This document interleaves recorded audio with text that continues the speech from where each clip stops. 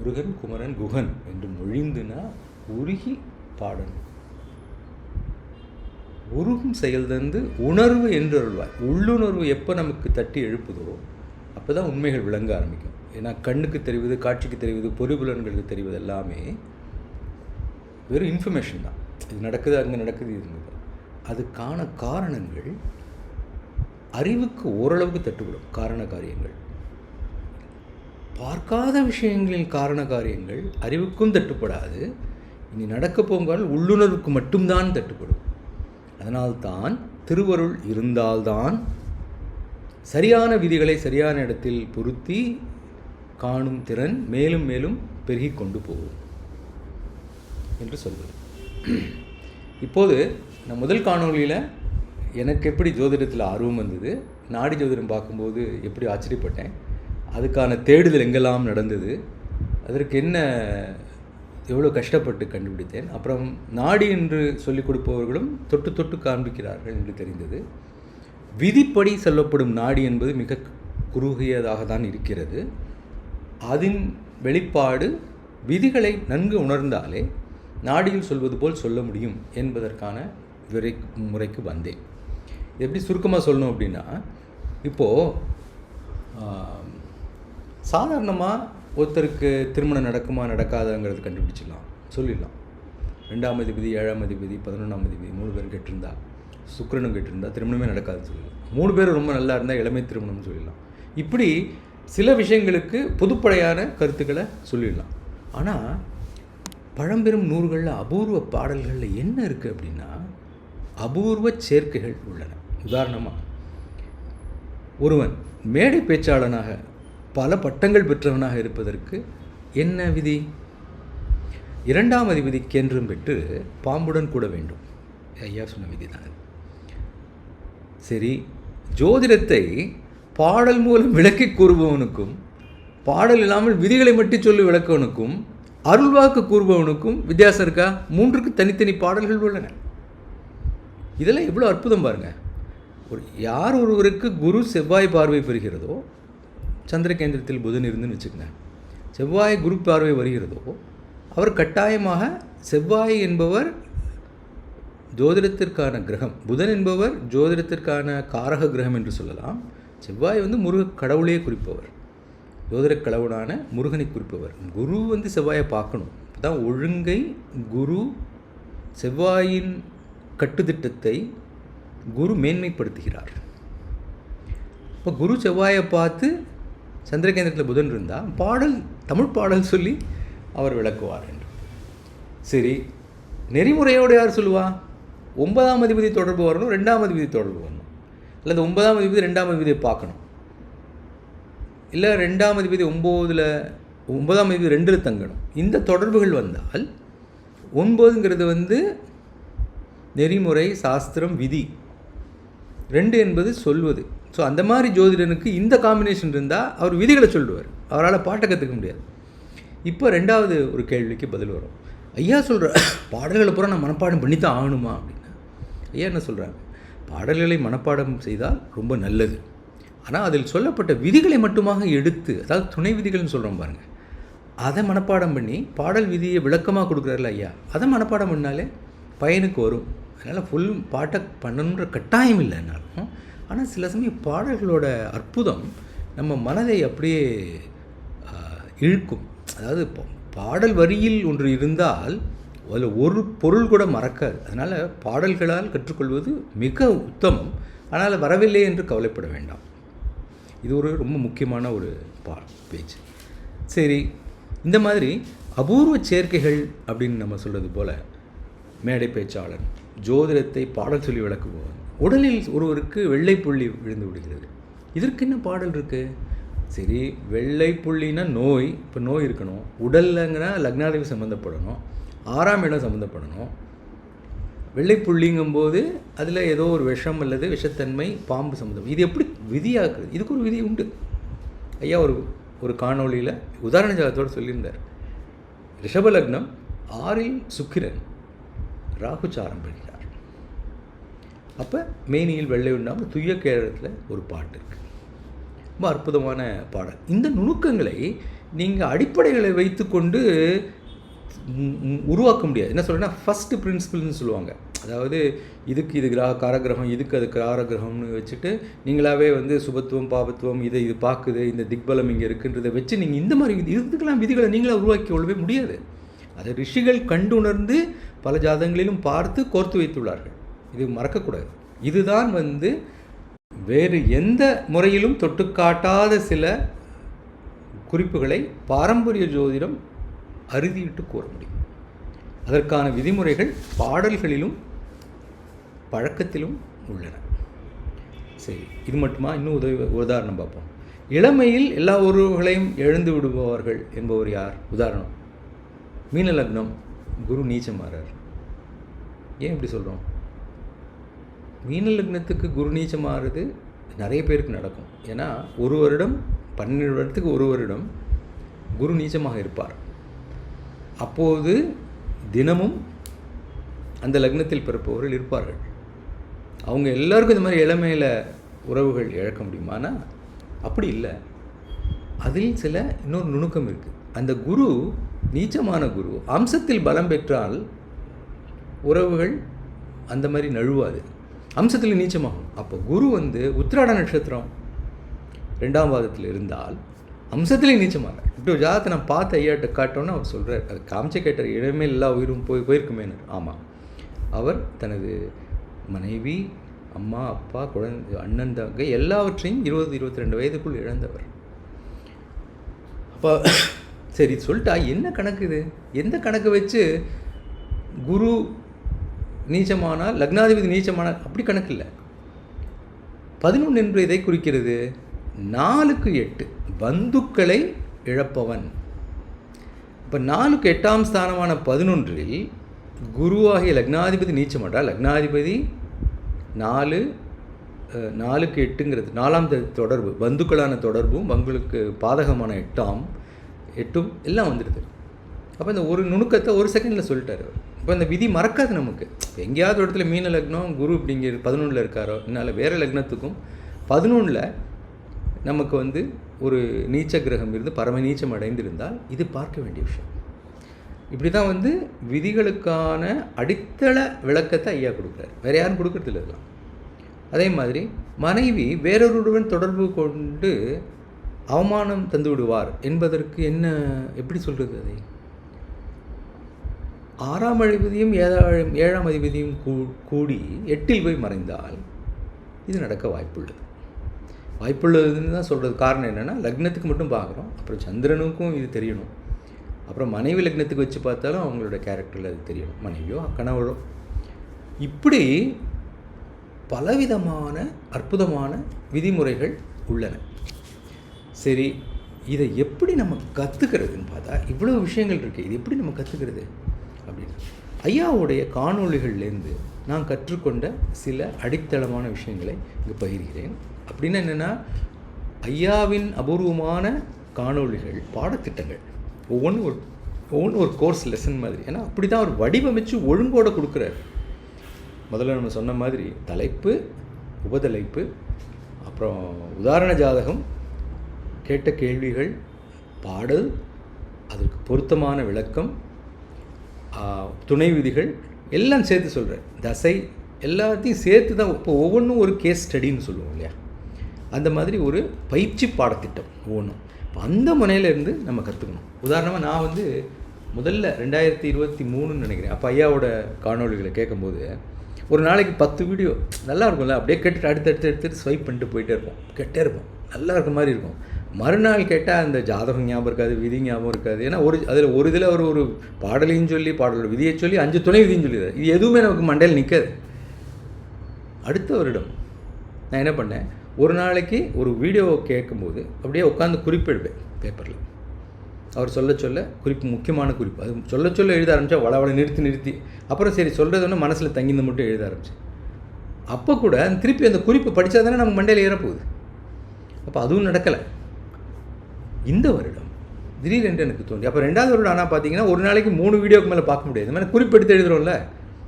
இப்போது ஒரு தரம் வீடியோவை பார்த்து 20 தரம் மனதுக்குள் சொல்லி பார்க்கிறேன். அப்போ தான் நமக்கு அந்த உள்ளார்ந்த அந்த அந்த செய்தி நம்மை வந்து சேர்கிறது. சொல்லுவாங்க, தமிழில் சொல்லுவாங்க, சொல்லிப்பாருமாங்க, சொல்லி பாருன்னு சொல்லுவாங்க, ரிசைட்டேஷன் இங்கிலீஷில் சொல்லுவாங்க இல்லையா, சொல்லி பார்த்தேன். சொல்லி பார்க்கும்போது தான் எங்கே இடிக்குது, எதை மறந்தோங்கிறத போய் மறுபடியும் பார்ப்போம். அப்போ உதாரணமாக இதுக்கு ஒரு உதாரணம் சொல்கிறேன். இப்போது சந்திரனும் ராகுவும், அதாவது நான் என்ன சொல்ல வந்தேன்னா, ஒரு விதி கற்றாலும் அதை பலமுறை சொல்லி பார்த்து ஆழமாக கற்றுக்கொள், அது உனக்கு பயன்படும். இது ஐயாவோட தாரக மந்திரம். உதாரணத்துக்கு சந்திரனும் ராகுவும் சேர்ந்தால் என்ன பலன்? மொட்டையாக தான் கேட்குறேன். சந்திரனும் ராகுவும் சேர்ந்தால் என்ன பலன் சொல்லலாம்? சந்திரன் மனக்காரகன், ராகு பிரமை, குழப்பவாதி, திரை, மாயத்திரை. ராகு நிழல், அதிலேயே வந்து பிரமையை விரித்து காமிக்கிறவன் ராகு, அப்படியே நொந்து போய் டிப்ரெஷனில் போடுறவன் கேது, எல்லாத்தையும் சுருக்கி கொண்டு வர்றவன் கேது, பெருக்கி வைக்கிறவன் மாயையை காமிக்கிறவன் ராகு. அப்போ சந்திரன் ராகு சேர்ந்தவங்களுக்கு மனக்குழப்பம் வரும்னு சொல்லிடலாம். எப்போ வரும், என்ன வரும், என்ன மாதிரி குழப்பம் வரும்? ஆனால் சில பேர் இந்த சந்திர ராகு உள்ளவங்களில் ரொம்ப ஸ்மால் போர்ஷனாக ஒரு பீப்புளுக்கு ஒரு திசையில் அவங்களுக்கு பேய் பிசாசு பிடிச்ச மாதிரி, அதாவது என்ன அர்த்தம்னா அவங்களுக்குள்ள வேற ஒரு ஆள் இறங்கி அவங்கள மாதிரி பேச ஆரம்பிச்சிடுவாங்க. பலவிதமான பீப்புள் பர்சனாலிட்டிஸ் அவங்களுக்குள்ள வந்த மாதிரி அதையே நடித்து செய்ய ஆரம்பிப்பாங்க. சரி, இது யாருக்கு வரும்? இந்த சந்திரன் ராகு உள்ள எல்லாருக்கும் வராது. லக்னத்தில் சந்திரன் ராகு இருந்தாலோ, 6ல் சந்திரன் ராகு இருந்தாலோ இது வர வாய்ப்புள்ளது. இன்னும் பாருங்கள், வர வாய்ப்புள்ளது தான். சந்திரன் ராகு வாய்ப்புள்ளது. இந்த லக்னத்திலோ 6லோ இருந்தால்தான் இதை வாய்ப்புன்னு சொல்லணும். சரி, அப்போவும் நிதானமாக சொல்லாமா? சொல்ல முடியாது. ஏன்? அப்போது சேரும் கிரகங்கள், அடி வாங்கிறதுக்கு ஒரு கிரகம் சந்திரன் மனஸ்காரன், அடி கொடுக்கறதுக்கு ஒரு கிரகம் ராகு இருந்தாகணும். ஒரு இடம் இருக்கணும், முக்கியமான இடம், 1ஓ 6ஓ இருக்கணும். சரி, இது போதுமானா? துணை போகும் கிரகங்கள் வேணும். அப்போ இவங்களுக்கு 5லேயோ 9லேயோ பாவர்கள் இருக்கணும், சூரியனோ சனியோ இருக்கணும்.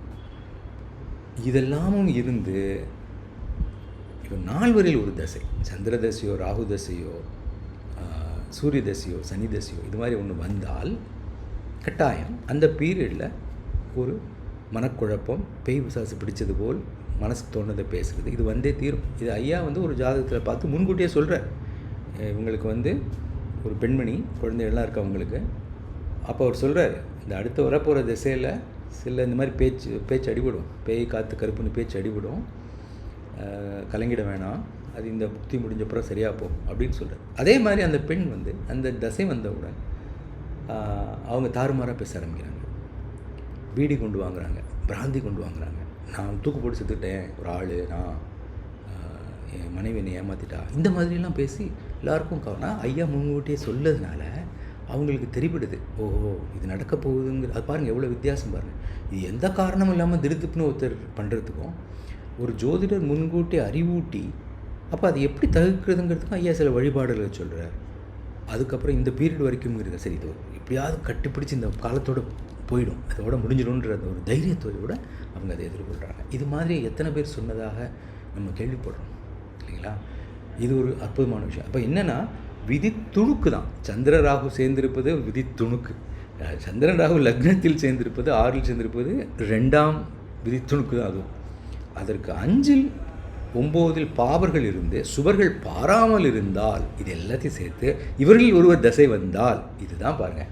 இப்போ ஐயாவோட நெத்தியடி விதிகள் எல்லாம் முழுமையான விதிகள், எதுவுமே வந்து அப்படியே மொட்டையாக சொல்கிற விஷயங்கள் கிடையாது. இந்த கிரகச்சேர்க்கை தான் இப்படி. இப்போ ஏன் ஜோதிடத்தில் பலர் தவறுகிறார்கள் என்றால், ஒரு கிரகம் மட்டும் பலன் தராது, 2 கிரகங்கள் மட்டும் பலன் தராது. 2 கிரகங்கள் ஒரு பாவத்தில் இருக்க வேண்டும், குறிப்பிட்ட பாவத்தில் இருக்க வேண்டும். அவைக்கு துணை போகும் பாவர்கள் அல்லது சுவர்கள், துணை புரியா பாவர்கள் அல்லது சுவர்கள், அதாவது துணை போகும் பாவர்களும் துணை புரியா சுவர்களும் இருந்தால் அது அந்த தசையில் மட்டும் அவதி தரும். இப்படி எடுத்து பார்த்தீங்கன்னா ஐயாவோட நெத்தியடி, நான் முதல்ல நெத்தியடி ஜாதகம் இது நல்ல எக்ஸாம்பிளோட சொல்கிறாரு, இது வெறும் நீல சென்டென்ஸாக சொல்கிறாருன்னு. அப்புறம் பார்த்தா அந்த நெத்தியடியான விதி வந்து அதெல்லாத்தையும் நீங்கள் எடுத்து வச்சுட்டாலே அதுலேருந்து ஆயிரக்கணக்கான விஷயங்களை கற்றுக்கலாம். அவர் சொல்கிறார், லக்னத்துக்கு 4ஆம் அதிபதியும் சந்திரனும் சேர்ந்து அவர் 6ல் மறைந்து விட்டு இப்படி சொல்கிறார், இப்படி ஆரம்பிக்கிறார் அவர். அப்போ நமக்கே புரிப்படுது, 4ஆம் அதிபதி ஏன் சொன்னார் அம்மாவுக்கு, சந்திரனும் 4 அப்போ அம்மாவுக்கு தான் சொல்ல போகிறாரு. 6ல் போய் அம்மாவுக்கு நோயா, அதோடு இல்லாமல் அந்த வீட்டுக்கு 5-9 சனி இருந்தால் அப்படிங்கிறது. அப்போ நமக்கே தெரிவிடுது, ஓஹோ இப்படி தான் விதிகளை அமைக்கிறாங்கங்கிறது. நெத்தியடி விதிகளை மட்டுமே எழுதி ஒருத்தர் கோர்த்து வைத்து கொண்டால், கிட்டத்தட்ட 500க்கு மேலே விதிகளை நெத்தியடி ஜோதிடமே சொல்லியிருக்காரு. வெறும் விதிகள் தான் சொல்லுவார், அதில் இருக்குது. இது எனக்கு ஒரு பெரிய பாடமாக அமைந்தது. அதாவது முதல் பாடம் என்ன அப்படின்னா, ஒரு விதி என்பது விதி துணுக்கல்ல, கோர்வையாக சேர்த்து கட்டமைக்கப்பட வேண்டிய ஒரு முழு வாக்கியம், விதி வாக்கியம். இது எனக்கு இன்னொரு ஒரு காணொளி கேட்ட உடனே இன்னும் ஆழமாக புரிஞ்சது. அது என்ன அப்படின்னா, மீன லக்னம் ஒரு பெண்மணி, அவங்களுக்கு 2 சூரியன் புதன் கேது சேர்ந்துருக்காங்க. இப்போ ரீசெண்டாக வந்த காணொளி தான் இது. சூரியன் புதன் கேது 2 இருக்கிறார்கள், மீன லக்னம். அப்போ நம்ம என்ன சொல்லுவோம், ஓகே புதன் அஸ்தங்கமாக இருக்கார், பாம்போடு சேர்ந்துட்டார்.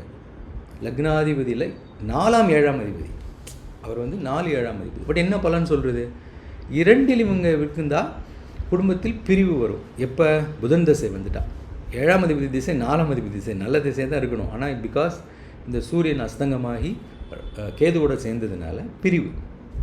சரி, இது பிரிவா கணவன் மறைவா சொல்ல முடியுமா? பாருங்கள், இங்கே தான் வந்து உயர்ந்த ஜோதிடமுக்கும் ஜோதிடத்துக்கும் உள்ள வித்தியாசம். எந்த முறையில் இதை கண்டுபிடிக்க முடியும்? அப்போ இந்த கிரகங்களை வச்சு ஒன்றும் சொல்ல முடியாது, வேறு மிச்ச கிரகங்களையும் பார்க்கணும். பார்த்து ஐயா என்ன சொல்கிறாரு, சந்திரனும் சனியும் 12 இருந்தால், அது வேறு பாடல்னு சொல்கிறாரு. சந்திரனும் சனியும் 12 இருந்தால் பார்த்திங்கன்னா, அந்த சனி வந்து இந்த 2 பார்த்துருது, சந்திரனும் சனியும் விரயஸ்தானத்தில் இருக்குது. அப்போ டக்குன்னு அப்போ தெரியுது நமக்கு, அப்போ ஒரு விரயம்தான், ஒரு ஆள் உயிர் போகும். இது மட்டும் இல்லை, சந்திரனுக்கு வச்சு பார்த்தாலும் இந்த காணொளி பாருங்கள், அந்த சந்திரனுக்கு வச்சு பார்த்தாலும் இந்த விதி ஒத்து வருது. அது மட்டும் இல்லாமல் கணவனோட ஸ்தானம், அதாவது கன்னியை லக்னமாக வச்சு பார்த்தால் 6இல் சந்திரன் சனி, சரிங்களா, 8இல் புதன் லக்னாதிபதி 8இல் மறைந்து சூரியனோட அஸ்தங்கம் கேது, சந்திரனுக்கு 2இல் ராகு, அதாவது லக்னத்துக்கு கன்னிக்கு 2இல் ராகு. இப்போது 3 விதமாக இதுக்கு வலு சேர்த்துறார் ஐயா. அதாவது லக்னத்தை வைத்துப்பார், இதான் ஐயாவோட தாரக மந்திரம், 2வது மந்திரம். லக்னத்தை வைத்துப்பார், ராசியை வைத்துப்பார், லக்னாதிபதிக்கு பார், தசாநாதனுக்கு பார். இப்போ பல கோணங்களில் பார்த்து பலம் சேர்த்துக்கொள். இதுதான் துணை விதியோட மேஜிக். பாடல் கூட முழுமை பெறுவதில்லை, துணை விதிகள் தான் ஒரு பாடலை முழுமையாக்குறது. என்னென்னா, பாடல் அபூர்வ சேர்க்கை இருக்கும், ஆனால் எங்கேயோ நமக்கு கண்ணுக்கு தெரியாத இடத்துல நம்ம லக்னத்தை வச்சு அந்த பாடலை அப்ளை பண்ணுவோம், சந்திரன் காப்பாற்றிட்டு போயிடுவார். லக்னத்தை வச்சு பார்ப்போம், லக்னாதிபதி காப்பாற்றிட்டு போயிடுவார். இப்போ எங்கே எல்லா ஆங்கிளையும் சேர்த்து பார்த்து எல்லாம் ஒரே விஷயத்தை சொல்லுது, அதோடைய கோர்வைகளை சொல்லுதுங்கும்போது நமக்கு ஆணித்தரமாக சொல்ல முடியுது. இது ஐயாவோட ஸ்பெஷாலிட்டி, ட்ரேட்மார்க், ஸ்பெஷல் ஸ்டாம்ப். துணை விதிகள் தான் ஐயாவுடைய தனித்தன்மை. அப்படியே அள்ளி தள்ளுவார். அதாவது எப்படின்னா, ஒரு இடத்துல சொல்லுவார், முதல்லலாம் கேட்கும்போது அலுப்பாக இருக்கும், என்னையா ஒரு இடத்துல 7ஆம் அதிபதி 6ஆம் அதிபதி கூட்டி 8 அப்புறம் அவர் வந்து என்ன சொல்லுவார், லக்னத்துக்கு 4ஆம் அதிபதியும் ராசிக்கு 4ஆம் அதிபதியும் பாரு, என்ன இப்படி மாத்துறாரு கதையன்னு. அப்புறம் இன்னொரு இடத்துல என்ன சொல்லுவார், என்னென்னமோலாம் இருக்கும், வீடு தந்தவன் பலம் பாரு, அப்புறம் சாரம் தந்தவன் இப்படி இருந்தான் பாரு. அப்போ இதெல்லாம் எப்படி அப்படின்னா, ஒரு ஜாதகத்தில் இவையெல்லாம் ஒரு ஒன்று சேர்ந்து இதை விளக்குவது மாதிரி எனக்கு அற்புதமாக ஒரு இன்னொரு உதாரண காணொளி கிடைத்தது ஐயாவோட காணொளி. இதுதான் நான் முதல்ல ஐயாவோட காணொலியில் பார்த்ததுலேயே என்னை உலுக்கி அமைச்ச காணொளி இதுதான். தம்பி வருவானான்னு ஒரு காணொளி. அந்த தம்பி வருவானான்ற காணொலியில் ஒரு ஒரு பெரிய தனக்காரர்கள் வராங்க, ஒரு பெரிய பணக்காரங்க. அவங்க வந்து ஐயாட்ட வந்து கேட்குறாங்க, எங்களுக்கு ஒரு பெண் குழந்தை பிறந்திருக்கு. ஏன்னா பெண் குழந்தை பிறந்துட்டா உடனே நம்ம ஊர் மக்கள் அவங்களுக்கு வந்து ஆண் குழந்தை வருமா அடுத்து. அப்போ என்ன பண்ணுறாங்க, அந்த குழந்தையோட ஜாதகத்தை காமிச்சு, இந்த குழந்தைக்கு இந்த பெண்ணுக்கு தம்பி வருமானு பார்த்து சொல்லுங்க ஐயா. ஐயா அதை பார்த்துட்டு ஒரு பாடல் உடனே நினைவுக்கு வருது. அது சொன்னால் நீங்கள் ரொம்ப ஆச்சரியப்பட்டு போவீங்க. ஐயா வந்து தம்பி வருவாங்கிற வீடியோ பாருங்கள். அதை கேட்டுட்டு அவர் வந்து, இதுக்கு வராதுமா, ஆண் குழந்தை கிடையாது, பெண் குழந்தை வேணால் பிறக்கலாம், ஆண் குழந்தை பிறக்காதுன்னு சொல்கிறார். அவங்க அதை கேட்காம போய் வேற எங்கேயோ கேட்டு அவங்க பரிகாரம் இருக்குது, அது இருக்குது, ஆண் குழந்தை உண்டு அப்படின்லாம் சொல்லி, யார் சொன்னதெல்லாம் உண்டுன்னு சொல்லி பரிகாரத்துக்கு பணத்தை வாங்கிட்டானுச்சு. மறுபடியும் முயற்சி பண்ணி 2 பெண் குழந்தை பிறகு. மறுபடியும் முயற்சி பண்ணி இன்னொரு பெண் குழந்தை பிறகு மொத்தம் 4 பெண் குழந்தைகள் வளர்க்கிறார்கள் அவர்கள். ஸோ இப்போது ஐயா எதை வச்சு இவ்வளோ உறுதியாக சொல்ல முடிஞ்சதுன்னா, அந்த பாடல் ஒரு கண்ணை திறக்க வைத்த பாடல். என்ன பாடல்னா, பாடலை நான் எழுதி வச்சுருக்கேன் பாருங்கள். அது அகஸ்தியரின் கேரள ஜோதிடம். அது வந்து பிரகஸ்பதி ஐயா எழுதின உரையோடு இப்போ அவைலபிளாக இருக்குது. கட்டாயம் அதை வாங்கி படிக்கணும். விளக்கத்தையும் கூடயும் ஐயா எழுதியிருக்காரு பிரகஸ்பதி ஐயா. அவர் என்ன அந்த பாடல் அப்படின்னா, இப்போது இதில் ஒரு இந்த பாடலை நான் முதல்ல சொல்கிறேன் பாருங்கள்.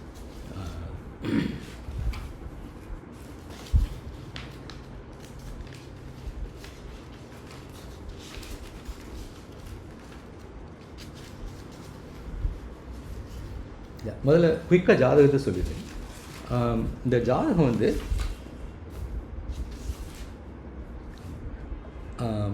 இந்த ஜாதகம் எப்படி இருக்குன்னா, மீன லக்னம், இந்த குழந்தையோட ஜாதகம், பெண் குழந்தையோட ஜாதகம். மீன லக்னம், சூரியன் சுக்கிரன் புதன் சேர்ந்து 2ல் இருக்காங்க, 3ல் செவ்வாய் சனி ராகு சேர்ந்துருக்காங்க, 4ல் குருவும் சந்திரனும் இருக்காங்க, 9ல் கேது இருக்காங்க. இது மீன லக்ன ஜாதகம். இப்போது இதில் என்ன கவனிக்கிறோன்னா, இதுக்கு பாடல் இருக்குது. காரியம் மாறல் கூடி கண்டொரு உதயம் 3ல் சூரியன் 3ஓர் கூடி சுபருமே பாராராகில். இதுதான் மெயின் பாடல். கீழே இன்னும் சந்திரனுக்கு 4ஆம் வீட்டிலங்கிறது இருக்குது. பட் என்ன பாருங்கள், இதில் ஒரு அற்புதமான விஷயம் எனக்கு தெரியப்பட்டது. இது எப்படின்னா, அது ஐயாவோட வீடியோ ஒன்றா பார்த்துட்டு நான் தூங்கிட்டேன். முழிச்சு பார்க்கும்போது எனக்கு அந்த கேரள ஜோரம் கையில் எங்கேயோ வச்சுட்டு இருந்திருக்கேன். அதை பிரித்த பக்கத்தில் இந்த பாடலும் வந்து ஐயா எதை சொல்லியிருக்காரோ அந்த சாப்டர் அதில் வந்து அதில் விளக்கத்தை அவர் என்ன சொல்லியிருக்காரு பிரகஸ்பதி ஐயா,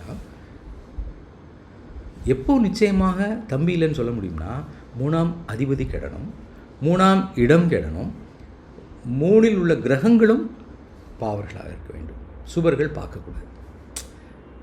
இது கேட்டோன்னே இந்த ஜாதகத்தை பார்த்தா, இந்த ஜாதகத்தில் இந்த பாடலில் உள்ளது அப்படியே ஜாதகத்தில் இருக்குது. அப்படின்னா என்னென்னா, இந்த மாதிரி ஜாதகம் 300 வருடங்களுக்கு ஒரு முறை தான் நிகழும்.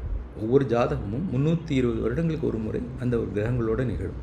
அது கூட எல்லா கிரகமும் நிகழ்கிறதுக்கு அதை விட கஷ்டம்.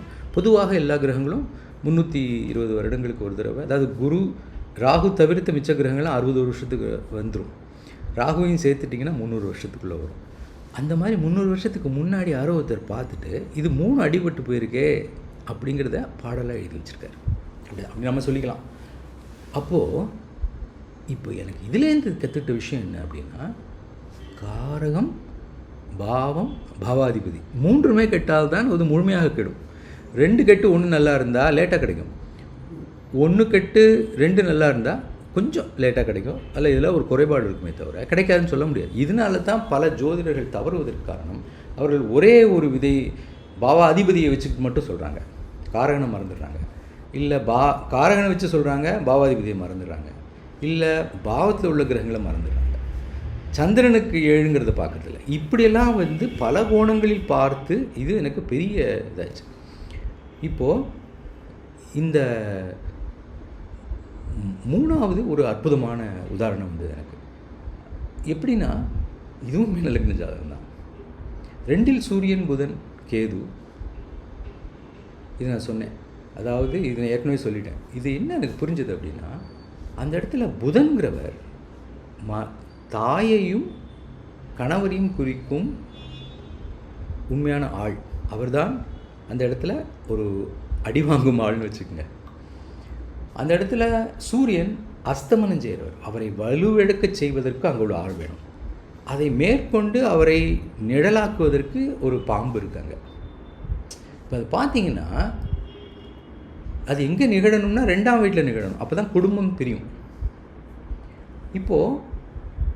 அப்போ என்ன எனக்கு டக்குன்னு தோணுது அப்படின்னா, வெறும் கிரக கூட்டங்களை மட்டும் பார்த்தால் பலன் சொல்ல முடியாது. ஆதிபத்தியத்தை சேர்க்கும்போது அந்த கிரகங்களுக்கு ஒரு உத்வேகம் வருகிறது. இன்னும் சொல்லப்போனால் எப்படி நான் சொல்லுவேன்னா, கிரக கூட்டங்கள் வெறும் கூட்டங்களே ஆதிபத்தியத்துடன் இணைத்து பார்க்கும்போது அவை செயற்குழுவாக மாறுகின்றன. இது எப்படி சொல்லுவோன்னா, காரகங்கிற வார்த்தையே அப்போ தான் எனக்கு புரிஞ்சுது. இந்த காரகங்கிற வார்த்தை வடமொழி இலக்கணத்துலேருந்து வந்தது ஜோதிடத்துக்கு. அப்படின்னா, நான், நண்பன், மனைவி, சென்னை, பஸ், நாளை நான் ஒருத்தர் சொல்கிறேன். ஓ, உன்னோட நண்பனோட மனைவி சென்னைக்கு போகிறாங்களா? இல்லைன்றான். நீ வந்து நண்பனோட சென்னைக்கு போறியா? இல்லை. மனைவி சென்னைக்கு போகிறாங்களா? இல்லை. என்னையா சொல்ல வர? அப்போ இந்த மாதிரி வெறும் பெயர் சொற்களை தொகுப்பதில் எந்த அர்த்தமும் இல்லை. நான் என் நண்பனுடன் இல்லை என் மனைவியுடன் நண்பனின் திருமணத்திற்காக சென்னைக்கு நாளை பஸ்ஸில் பயணிப்பேன். இப்போ நம்ம தமிழில் அது வேற்றுமை உருவுன்னு சொல்கிறோம். இதே வேற்றுமை உருவு தான் வடமொழியில் காரக்கா விபக்தின்னு பேர். விபக்தினா பிரித்து காட்டுவது, அதுதான் வேற்றுமை உருவுன்னு தமிழில் எடுத்திருக்கோம். ஆனால் அது காரக்காங்கிறது அதோடைய பயன்பாடு. அப்படின்னு அர்த்தம்னா இந்த பர்டிகுலர் சென்டென்ஸில் என்னோட வேலை என்ன? நான் தான் போகிறவன், அதான் முதல்ல அங்கே போட்டிருக்கோம். மனைவியோட வேலை என்ன? என் உடன் வருபவள், என்னுடன், நான் என் மனைவியுடன். எங்கே போகிற? சென்னைக்கு. அங்கே இக்கு போடுறோம். எப்படி போகிற? பஸ்ஸில் போவேன். எதுக்கு போக? நண்பனின் திருமணத்தில் பங்கேற்பதற்காக. அதற்காகங்கிறது தான் எதற்காக. எதில் பங்கேற்பதுன்னா திருமணத்தில் பங்கேற்பதற்காக. இப்போது ஒவ்வொரு வார்த்தைக்கும் அர்த்தம் வந்துடுது. இப்படி தான் வந்து ஐயா என்ன பண்ணுறாரு, ஒரு நெத்தியடி ஜோதிடத்தில் ஒரு விதியை அவர் சொல்லும்போது இந்த கிரக கூட்டத்தில் எது என்ன பொறுப்பை ஏற்படுத்திக் கொள்கிறது, அந்த பொறுப்பு தான் ஆதிபத்தியம். உதாரணம், இன்னும் 2 உதாரணம் ஷார்ட்டாக சொல்லிடுறேன். நம்ம என்ன சொல்லுவோம், ஐயாவோட இன்னொரு அற்புதமான விஷயம் என்னென்னா, ஆதிபத்திய சுப ஆதித்யம் பெற்ற கிரகங்கள் பாப ஆதிபத்திய கிரகங்கள்னு சொல்லுவார். இது ரொம்ப அற்புதமான கருத்து. இப்போது ஒருத்தருக்கு லக்னத்தில் குரு இருக்கார், ஓ நல்ல பலம். லக்னத்தில் குரு இருந்தால் திக்பலம், அது அற்புதமாச்சே. என்ன லக்னம்? சிம்ம லக்னம், அது இன்னும் பலமாச்சே, நட்பு வீடு, அது தப்பே இல்லை. அப்படியா? முழுமையாக பார். இப்படி இருந்த ஒரு ஆளுக்கு திடீர்னு தலையில் அடிபட்டு தலை குழம்பிடுது. இது எப்படி எடுக்கிறது? இது எப்படி புரிந்து கொள்வது? குரு நல்லவர் இல்லையா? எப்படி குரு, அதுவும் குரு தசையில் எப்படி நடக்குது? இது நுணுக்கமாக பார்த்தால் இந்த இடத்தில் சிம்ம லக்னத்துக்கு குரு 5ஆம் அதிபதி 8ஆம் அதிபதி. யோகர்னு சொல்லுவீங்களா அவயோகர்னு சொல்லுவீங்களா? அதுக்கு என்ன பார்க்கணுன்னா, அவர் என்ன பண்ணியிருக்காரு, அந்த குரு வெறுமா குரு லக்னத்தில் இருந்தால் ஒன்றும் பிரச்சனை இல்லை, 8ஆம் அதிபதியாக இருந்தாலே கூட லக்னத்தில் இருந்தால் ஒன்றும் பிரச்சனை இல்லை. இந்த லக்னாதிபதியை பார்க்குறோம். அவர் என்ன பண்ணுறாரு, குரு வீட்டில் போய் உட்காந்துருக்காரு, 8ல் போயிட்டார். அப்போ 1ஆம் லக்னாதிபதி 8க்கு போய் 8ஆம் அதிபதி லக்னத்துக்கு வந்தால் குருவாக இருந்தால் என்ன, சூரியனாக இருந்தால் என்ன, அவங்களுடைய கிரக காரகம் போய் ஆதிபதி என்ன செய்ய வந்திருக்காங்க அங்கே. இதை ஆதிபத்தியம் மட்டுமே சொல்லும். எந்த முறைகள் வேணால் எடுத்துக்கொள்ளலாம். நீங்கள் சொல்ல சார ஜோதிடம் வந்தது எந்த முறை, பாரம்பரிய ஜோதிடத்தின் ஒரு புது நுணுக்கம் வேணால் இருக்கலாம். அதெல்லாம் பாரம்பரிய ஜோதிடத்தை முழுமையாக கற்றுக்கொண்டால் எளிதாக சொல்ல முடியும். இப்படி பார்க்க தெரிஞ்சால் ஒவ்வொரு காணொலியும் ஒரு பாடத்திட்டம்னு சொல்கிறது காரணம் அதுதான். எவ்வளோ அற்புதமானது. இப்போ யார் சொல்லுவாங்க இதை? இப்போ நான் கேட்டேன், ஐயா இதே சூரியன் பரிவர்த்தனையாகி தனுசில் இருந்தால், மீனத்தில் இருக்கார் 8ல் இருந்தான்னு கேட்டேன். அப்புறம் சொன்னால் 1-5 பரிவர்த்தனை, ரொம்ப யோகம். பாருங்கள் எவ்வளோ நுணுக்கம் பாருங்கள். அப்போது நமது கவனம் எங்கு போக வேண்டும்? லக்னம், லக்னத்தில் யார் உள்ளார்கள், லக்னாதிபதி எங்கே உள்ளார், அது என்ன பரிவர்த்தனையா என்ன, அப்போ நமக்கு தெரியுது. இது மட்டும் சொல்லாமல் அவர் ஒரு பாடல் 2 பாடல் சொல்லி அந்த விளக்குறாரு. அது வந்து பிரமை பிடித்தவங்கிறத எதை வச்சு சொல்கிறதுங்கிறதுக்கு பாடல் வச்சு சொல்கிறார். அதை வைக்காமல் சொல்ல முடியாது. நம்ம என்ன சொல்லலாம், தலையில் அடிபடலான்னு சொல்லலாம், விபத்தில் மாட்டுவார். தலையில் அடிபடுறதுக்கு காரணம் லக்னாதிபதி 8ஆம் அதிபதியும் ஒன்று சேர்ந்துடுறாங்க. அது சனி வேறு பார்த்துடுறாரு, எங்கே அவர் மகரத்துலேருந்து பார்க்குறாருன்னு நினைக்கிறேன். இப்போ இந்த மாதிரியெல்லாம் வந்து சொல்கிறதுக்கு ஆழமான பாடல்களை கற்க வேண்டும், விதிகளை கற்க வேண்டும். இது ஸோ இந்த இவ்வளோ உதாரணம் போதும்னு நினைக்கிறேன். இன்னும் நிறைய ஒரு காணொலியிலேருந்து கட்டுறது. ஸோ இப்போ நான் என்ன சொல்ல வந்தேன்னா, முதல் சொன்னது போல் ஒரு பாடல் ஒரு காணொலியை எடுத்துக்கொள்ளுங்கள், அது உங்கள் பாணியில் கேட்டு முடித்து விட்டு உங்கள் பாணியில் அதை முதலில் சொல்லி பாருங்கள், இந்த ஜாதகத்தை சொல்லி பாருங்கள். அப்போ உங்களுக்கு உதாரணமாக என்ன தோணும், சந்திரன் ராகு சேர்ந்து, அப்போ ஐயா நேற்று ஒரு சொன்னாங்களே, ஆமாம் அது தலைப்பு மனப்பாடம் பண்ணிங்க, சந்திரன் ராகு சேர்ந்துருந்தது அதான் மனப்பிறழ்வு சொல்லி மறந்து போயிடும். போய் மறுபடியும் போட்டு லக்னத்தில் சேரும். சரி அது போதுமா? இல்லையே, இன்னும் ஏதோ இருந்தது. 5-9 பாவர் இருக்கணும். இப்படி விதிகளை துணுக்காக சேர்த்து புரிந்து கொண்டால் இன்னும் கொஞ்ச நாள் ஆக ஒரு தடவை கேட்டவுடனே அது எல்லா காம்போனண்ட்டும் மனசில் பதிஞ்சிடும். அப்போ தான் வந்து முழுமையான விதிகள் நெத்தேடி விதிகளாக மாறும். அது மெத்தட் இருந்தால் போதும், ஒரு விஷயத்தை உருப்படியாக சொல்லிடலாம். அதை விரிவுபடுத்தி பதிலாக அடுத்த பங்கு. அதனால் இது ஒரு பாடத்திட்டம். இதை எடுத்துக்கணும் நீங்கள். ஒவ்வொரு காணொளியும் ஒரு பாடத்திட்டம். ஒவ்வொரு பாடலும் ஒரு கட்டத்தை குறிக்கிறது. ஒவ்வொரு கட்டத்திலும் பற்பல பாடல்கள் உள்ளன. ஏன்னா ஒவ்வொரு ஆதிபத்தியத்துக்கும் ஒவ்வொரு பாவத்துக்கும் ஒன்றே ஒன்று கற்றுக்கொள்ளுங்கள், அதை நன்று கற்றுக்கொள்ளுங்கள். பெரிய புத்தகத்தை வச்சுக்கிட்டு எதிராக படிக்கிறதுன்னு யோசிக்காமல் அதில் ஒரு பக்கத்தை பிரித்து 4 வரியை பிடிச்சி அதை திருப்பி படித்து பார்த்து பொருத்தி பார்த்து அடுத்து என்றைக்கு கேட்டாலும் அதை சொல்கிற அளவுக்கு மனசில் பதிச்சுட்டு அடுத்த பாட்டுக்கு போகணும். இப்படி பண்ணாலே போதும். ஒரு நாளைக்கு ஒரு பாட்டோ, ஒரு வாரத்துக்கு ஒரு பாட்டு கற்றுக்கிட்டா கூட போதும். அதற்கான துணைவியல் ஒரு நாளைக்கு இப்படி தான் சொல்லுவேன், ஒரு நாளைக்கு ஒரு வீடியோ கற்றுக்கிட்டாலே போதும். ஏன் 400 வீடியோ தான் போட்டிருக்கேன், ஒரு வருஷத்தில் முடிச்சிடலாம், ஒன்றரை வருஷத்தில். இப்போ நீங்கள் நிறைய கற்றுக்கலாம். இதுதான் என்னுடைய ஒரு வேண்டுகோள். இதில் இன்னும் நம்ம நிறைய கற்றுக்க வேண்டியதுகள் இருக்குது. வழக்கம் போல் நான் வந்து இது அதாவது ஆழ்ந்து கற்றால் பல விஷயங்கள் நமக்கு வெளிவருகிறது என்ற ஐயாவின் கூற்று. அதற்கு ஓரிரு உதாரணங்களை நான் சொன்னேன். அதாவது அடுக்கடுக்காக 4 விஷயங்கள் சேர்ந்தால் தான் நித்திய அடி வருது. இந்த மாதிரி பலர் கூடும்போது ஒவ்வொரு கிரகமும் ஒரு வேலையை எடுத்துக்கொள்கிறது, பங்கு எடுத்துக்கொள்கிறது. அதுக்கு பேர் தான் ஆதிபத்தியம். அதுக்கு என்ன ரோல்? அப்போ செயற்குழு உறுப்பினர் அது நீ இதை பண்ணு, நான் அதை பண்ணி, இந்த பந்தல் போடு, கொட்டாக போடுங்கிற மாதிரி ஒவ்வொரு கிரகமும் ஒரு காரணத்தோடு வருதுனால தான் அதுக்கு பேர் காரகர்னு பேர் வச்சாங்க. வடமொழியில் வந்து இது வேற்றுமை உறுப்புக்கு காரகர்னு தான் பேர். அங்கேன்னா அது ஜோதிடத்துக்கு வந்திருக்கு. இது பெரிய அற்புதமான கண்டுபிடிப்பு. காரகத்துவம், ஆதிபத்தியம், ஆதிபத்திய காரகத்துவம்னு சொல்லுவாங்க. இது தெரியாமல் வெறும் கட்டத்தை வைத்துக்கொண்டு உலகில் எந்த நாட்டிலும் இது இல்லை. இந்திய வேத ஜோதிடத்தில் மட்டுமே லக்னத்தை ஒட்டிய ஆதிபத்தியம், 1ஆம் வீடு 2ஆம் வீடு, அதாவது 1ஆம் ராசி 2ஆம் வீடு எல்லாத்தையும் உண்டு. மேஷம் 1ஆம் ராசி, ரிஷம் 2ஆம், அது எல்லாம் உலக ஜோதிடத்துலேயும் உண்டு. அதெல்லாம் இங்கேருந்து போனது தான். ஆனால் அவங்க லக்னத்தை வைத்து சொல்லக்கூடிய 1ஆம் வீடு 2ஆம் வீடு 3ஆம் வீடுங்கிறது வெளிநாட்டு ஜோதிடத்தில் எங்கேயுமே இல்லை. அதை வைத்து ஒன்றும் சொல்ல முடியாது. ஏன்னா லக்னத்தை பொருத்தி பார்க்கும்போது தான் அந்த கிரகத்தின் என்ன செய்ய வந்திருக்கிறது, எங்கே வந்திருக்கிறது. 6 இடத்துலேருந்து உட்காந்துருக்காங்க அவங்க. இப்போது அதான் சொன்னேனே, லக்னாதிபதி 6க்கு போய் ராகுசாரம் வாங்கினார்னால பயப்படணும். அந்த ராகு 8க்கு போயிட்டாருன்னா ஐயோ பெரிய பிரச்சனை ஆகிடுமே அது அப்படின்னு தோணணும் நமக்கு. அந்த கவனம் அப்படி போயாகும்.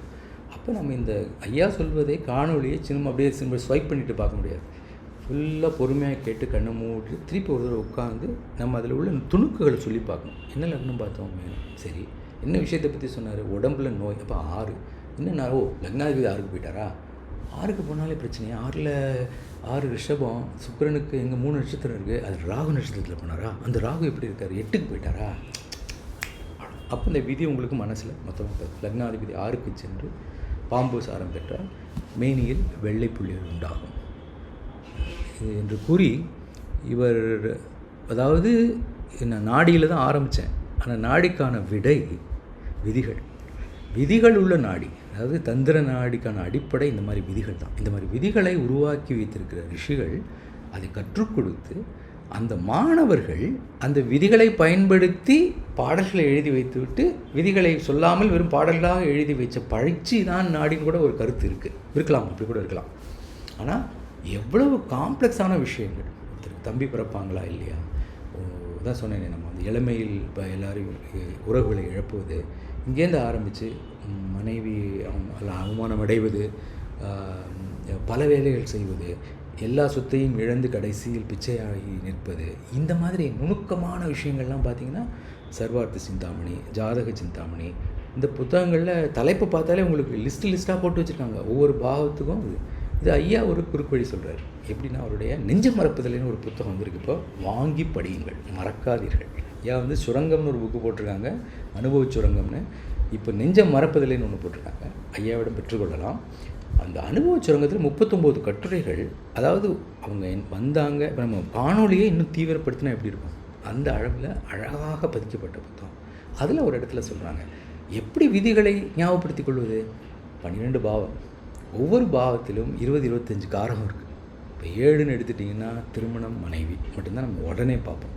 கூட்டாளி, சயன சுகம், இதெல்லாம் நிறைய அதில் இருக்குது. பெண் தொடர்பு இருக்கலாம்.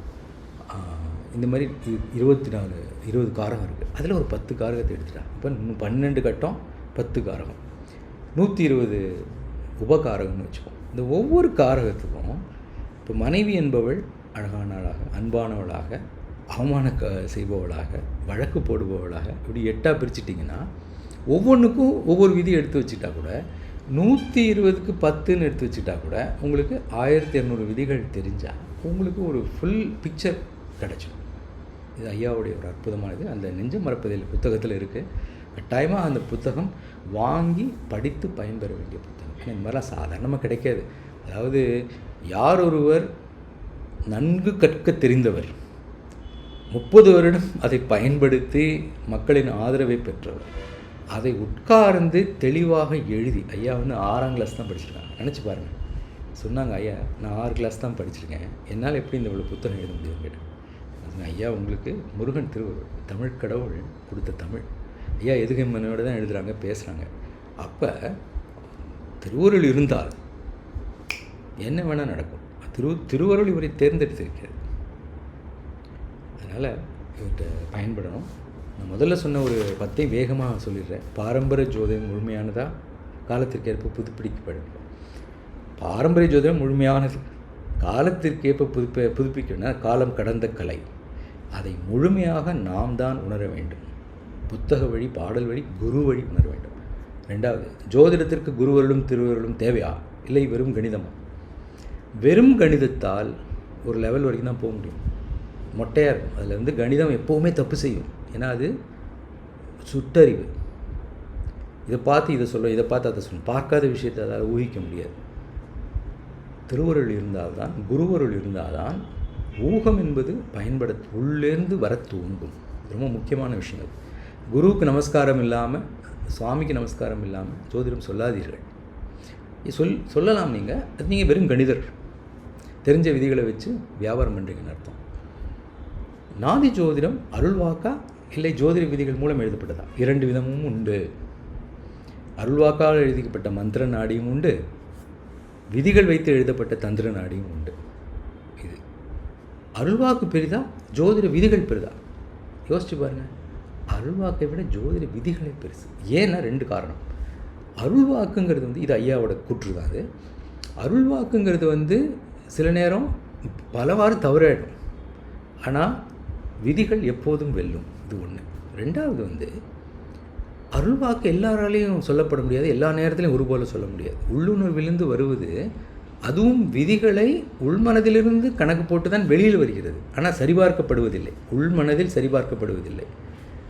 ஆனால் விதிகள் என்பவை பயன்படுத்தி சரிபார்த்தலையும் பழகி கொண்டால் விதிகள் வைத்த யார் வேணால் சொல்லி எதுங்க தப்பு பண்ணணும்னு தெரிஞ்சிடும். அது ரொம்ப அற்புதமான விஷயம். மாடர்ன் சயின்ஸ் முன்னுக்கு வந்ததுக்கு காரணமே, ஒரு விஷயத்தை இப்படி பண்ணணுன்ட்டு வழிமுறை அமைத்து எக்ஸ்பெரிமெண்ட்டாக எது யார் செஞ்சாலும் இந்த பதில் தான் வருங்கிற ஒரு உறுதி இதில் தான் உண்டு. 4வது, ஐயாவோட தனிச்சிறப்பு நிறைய சொல்லியாச்சு. ஜோதிட வீரர்களை கற்பது எப்படி சொல்லியாச்சு. காரகங்களாக பிரித்து, உட்காரங்களாக பிரித்து கற்றுக்கொள்ள வேண்டும். காணொலிகளிலிருந்து கற்பது எப்படின்னு சொல்லியாச்சு. சொல்லி பார்த்து மறுபடியும் கேட்டு, கேப் உள்ளதை சொல்லி பார்த்து நம்ம அதை ஒரு விதிகளை மட்டும் உருவி மனதில் வைத்துக்கொள்ள வேண்டும். பாடல்களை மனனம் செய்வது அவசியமா?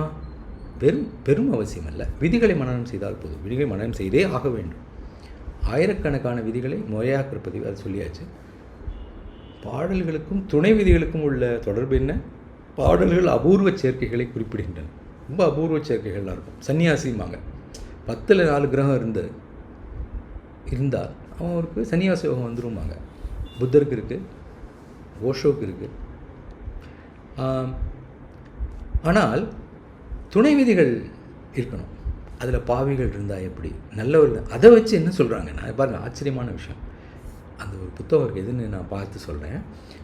அந்த புத்தகத்தில் என்ன சொல்லியிருக்குன்னா, இந்த சன்னியாசோகம் உள்ளவர்களில் இப்படி இருந்தால் அவன் காட்டில் சென்று தவம் செய்யும் ஞானியாக மாறிவிடுவான். இப்படி இருந்தால் அவன் ஒரு மடம் அமைத்து பலருக்கு வழிகாட்டுபவனாக மாறிவிடுவான். இப்படி இருந்தால் தேசாந்திரியாக சுற்றி கொண்டே இருப்பான், கடைசி வரையும் யார் கண்ணுக்கும் படமாட்டான்.